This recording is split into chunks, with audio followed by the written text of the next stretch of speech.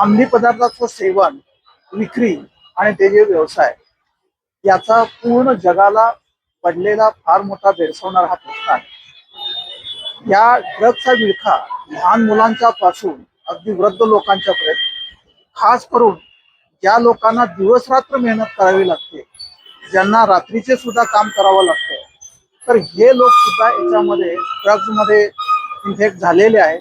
त्यांना त्याचं सवय लागलेली आहे, त्यांना त्याचं व्यसन जडलेलं आहे. आणि मुंबईसारख्या शहरामध्ये ज्या ठिकाणी हाय फुटफॉल एरिया आहे, ज्या ठिकाणी गर्दीची लोकेशन्स आहेत, ज्या ठिकाणी राहण्याला जागा नाही आहे आणि बऱ्याच ठिकाणी शाळेच्या आसपास, स्कूलच्या आसपास ते इझिली अवेलेबल होतंय असं जनसामान्यामध्ये चर्चा आहे.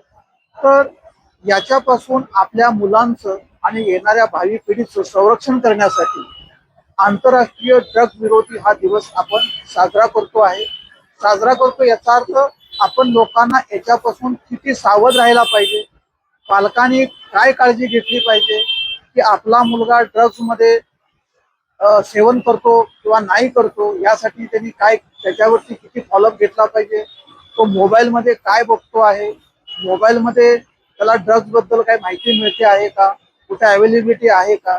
कारण का आज अशी परिस्थिती झालेली आहे की सर्व ठिकाणी आणि याच्यातून गुन्हेगारी जन्माला येऊ लागली आहे.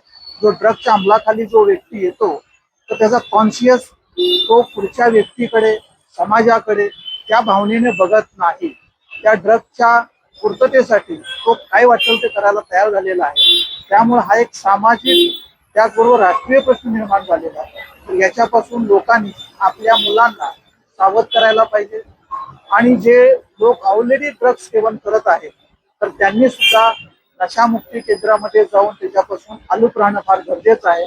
कारण का ड्रग्ज घेणारा व्यक्ती तो पूर्ण आयुष्य जगू शकत नाही. जोपर्यंत ड्रग्सच्या अंमलामध्ये आहे तोपर्यंत त्याचं जीवन आहे आणि तो ड्रग्सचा डोस त्यांना दैनंदिन वाढवावा लागतो. आणि अशी एक लिमिट येते की भरपूर ड्रग्ज घेऊनही त्याला नशा चढत नाही आणि त्या स्टेजला जेव्हा माणूस जातो तेव्हा त्याच्या जीवनाला काही अर्थ राहत नाही.